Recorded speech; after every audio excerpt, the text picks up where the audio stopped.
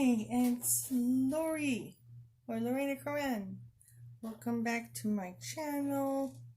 As you can see here, I have this interesting drawing.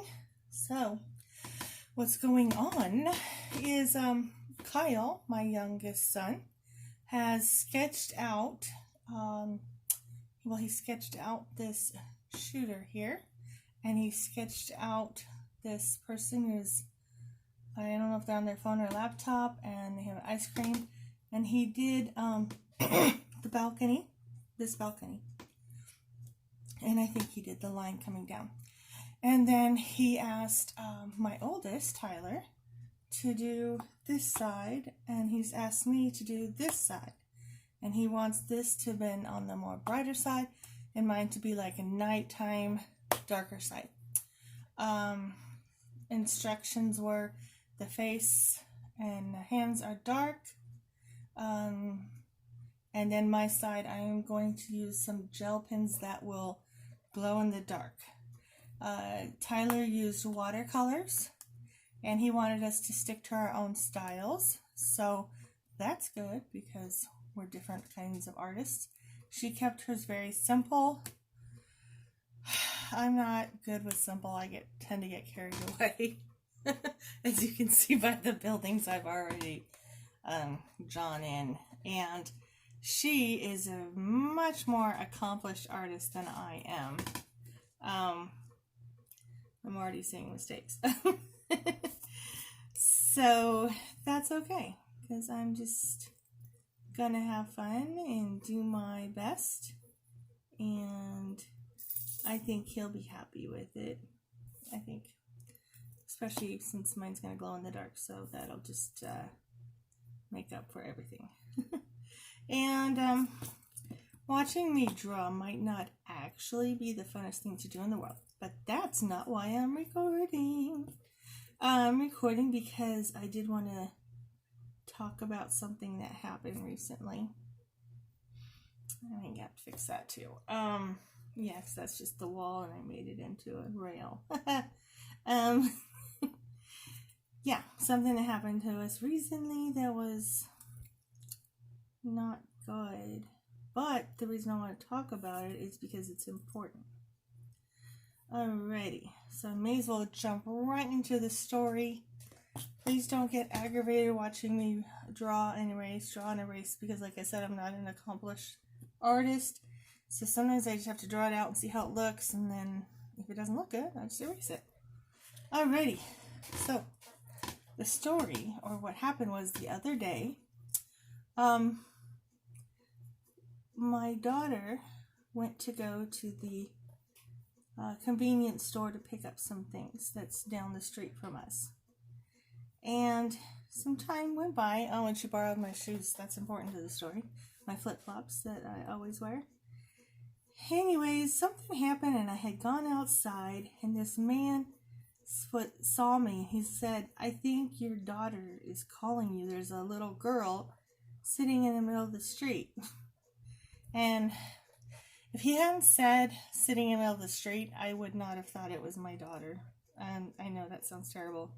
But when he said that, I had the feeling that he got it right. And so, barefoot, and I didn't have my freaking bra on. I like for us to have the freedom to not have bras, but I was raised wearing bras, so I'm very uncomfortable being around people without them. And I'm not small. So, and also I wear shoes. I always wear shoes. I wear shoes in the house. I wear shoes out of the house. So, I have very tender feet. So I go out there, and I can't see at the end of the block because I don't have my glasses on. All I see is this little bundle down there at the end of the block. So I start walking closer, and then I start making out the hair, and I can hear her, and sure enough, it is Tyler. And she's sitting in a spot that would be just the perfect place to hit her if a car turned. So I was a little not happy about that. And she's holding what looked like a puppy. So I get down there. What happened was she found this puppy. It looked like a Cocker Spaniel, and it was running around, and it was crossing a street that was a rather busy street. and she was really worried about the puppy. Somehow she got a hamburger for the puppy, and then at some point it bit her. And then at another point she finally got it, but she was afraid to move because she was afraid it would either get away or bite her again. So that's why she was sitting in the middle of the street yelling for me. Yeah. All right. So I'm trying to convince her to hand me the puppy, but she didn't want it to bite me. And I want her out of the middle of the street. So this is not good. And this gentleman's trying to help us. And then we see this dog running around. Another dog. And then there's this lady and these two kids, and they're chasing their dog, and their dog is just ornery. And so then they wanted to help us, but then they also want help. So everybody's like helping everybody, but nobody's getting anywhere. And I am still barefoot, and I can't hardly walk. Anyway, so this goes on for a while, and we got Tyler off the out of the street and onto the grass on near the sidewalk. Just so you know. So, oh yeah, I gotta keep trying. So finally, I had to give up on that other dog because that just wasn't gonna work. That dog was a bad dog. And it seemed like that dog would probably take itself home when it was ready. He was just being a little twerp.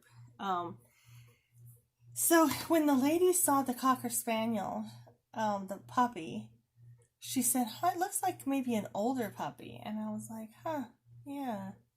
All right, that's important for later." So Tyler takes the puppy to our house, and she's gonna get a leash or whatever.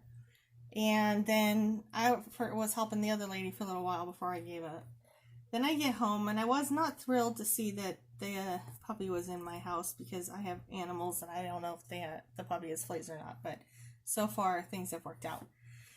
And then, so we're like, okay. So I had called. Oh yeah, when we were still outside, there was two. The puppy had on a collar. It had on 2 tags that looked super old. And I called both of them. One was like City Hall, and the other one was a veterinarian. Both were closed, of course. So we decided, I decided we'll call the police, and I'm sure that they'll be able to get a hold of the person tomorrow because those things will be open. You know, those places will be open tomorrow. So I called the police, and they said, "Oh, somebody said they found a puppy," and we went over there and we couldn't find him. So I guess that lady had called her. I don't know why she did that. And so then the police came back over. Took a while, and it started raining really hard. So I'm standing on the porch with the policeman and the puppy, and then all of a sudden somebody said something to me, and I remembered my son's old friend has a Cocker Spaniel, but it's a really old dog and it has really long hair. And I'm looking at this dog thinking, if you shaved that hair, I wouldn't know the difference. So I'm starting to think this is his dog. So I told the police, I'm like, I think I might know whose dog this is. So I'm trying to explain it to him, and he's going to go over there and find out. And the 2 guys that he had called that work with the animals or whatever, they had showed up, and by this time it is downpouring rain. Anyway, so the kid that I was talking about spots us from across the street. He's got an umbrella. He's still soaking wet. That's how much it was coming down. He runs across the street to us, and I feel bad by this time because I didn't think about it being his dog. And I told him, I'm like, I didn't recognize the dog. And he says, yeah, when the dog gets his hair, shaved off, he looks completely different. It's like, yeah, totally different. Anyway, so of course the police, got his info, and I told the kid, I'm like, please tell your mom to put tags on that actually have the phone number. I was like, I could have just called you. Another person I know who has had a run-in with that dog said, that the dog, well, first off, let me tell you, Tyler kept interrupting, saying, because the police wanted to know about the bite. I can't believe I just did that. And so Tyler was, and it was like near the nail area here, and I think on the thumb. And then she had some scratches. And she kept saying, well, it's my fault, I scared the dog. And then I'm like, why are you saying that? And she just didn't want the dog to get, like, in trouble or euthanized or something, I think.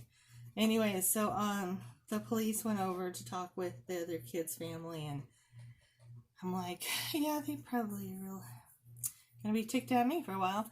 Anyways, later I was talking to a neighbor, and they said the dog and the pet a long time ago, and they had told me the story, I didn't realize it was the same dog, had actually, like, charged them on their own territory, and they had to, like, stand their ground, and then they had stern words with the owner, who actually did not take it well and got very angry. So, I don't know. I like the kids are great. I don't know the parents. They don't talk with me. But, I don't know what's going on with these people.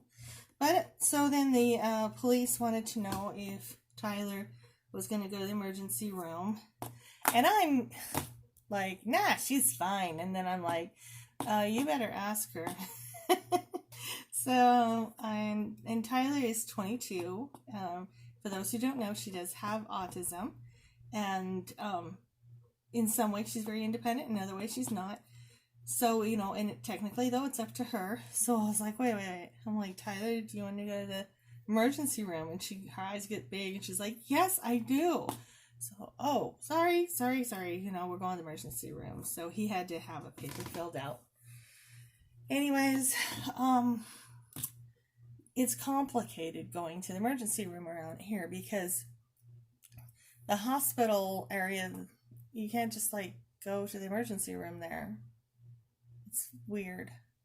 You have to, like, it depends on what system you're with.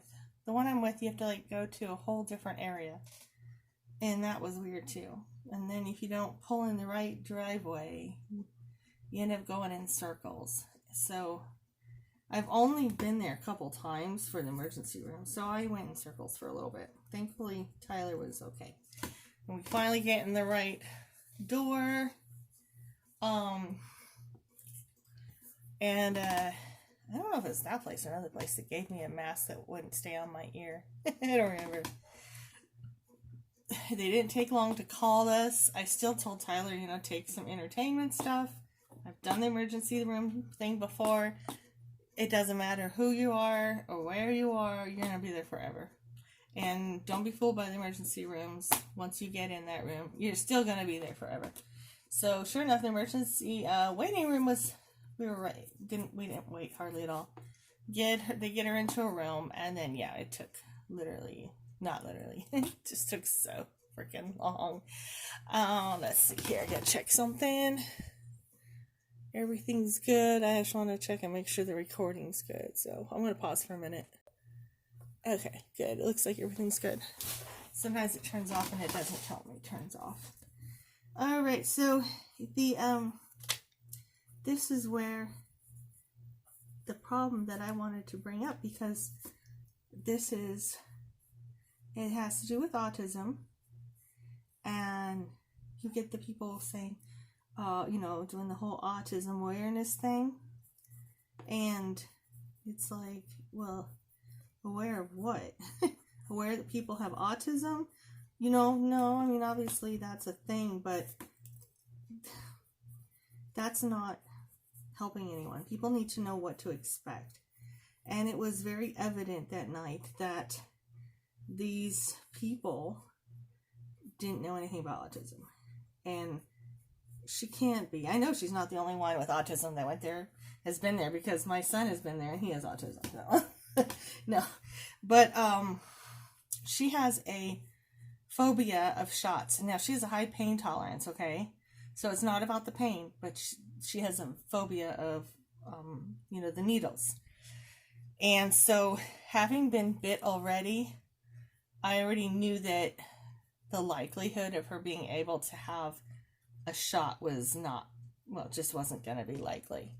I always have these hopes that she'll be okay with it, but I don't lie to myself. um, so yeah, so anyways, they, did whatever they do, and she's bummed because she's an artist, and her drawing hand was bit, but so finally they got to the tetanus question, and they wanted to give her a tetanus shot, and the nurse was very pushy about it, and I understand why the nurse was pushy. I get it, but at the same time, I also understand why Tyler outright refuses to get the shot. And I specifically told the lady that this wasn't going to happen because I know my daughter, and that I would try to talk to her, and maybe we could come in another time to the doctor's office and do it. But at this particular moment, this was a very bad moment. And so I think this lady approached her on the shots 3-4 times. I don't know. Several times. And then there was maybe 2 other women that approached her. The one that sent Tyler over the top was this man. It was weird. We're sitting there, and all of a sudden, this man walks in, and he's got just that powdery blue nurse's uniform on. Everybody's wearing a mask. That's fine, but his mask was, I don't know, it was scary. I'm looking at him like, who is this guy? This is it would look like it was made of wool, and it was poking out. And he walks in with the shot. And I'm looking, this is what in hell are you doing? And he's walking right up to Hannah, this is what I'm going to do. And Hannah told me later, all she sees is this big man who could very easily hold her down. Now, she knows that this is not something he's permitted to do. But the anxiety part of her is not reasonable. And so terror is sitting into her. And that is not okay. You don't do that to people.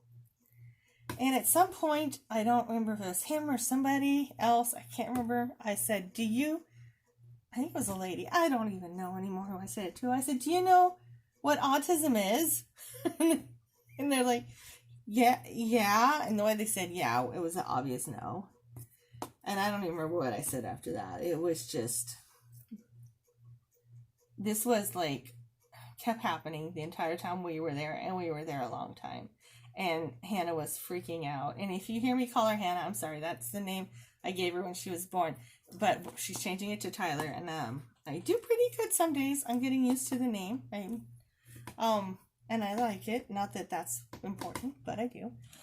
Okay, so yeah, poor Tyler, and I haven't done much drawing because I am a talker. So, I did my best, but I can't fix things like that, It's frustrating as her mom, and as her mom who's been with her all this time and knows her well. And, God, what am I supposed to do, it's frustrating, but I'm sure they meant well. But that was a sure, if they were going to talk someone like her into getting a shot, they went about it the wrong way.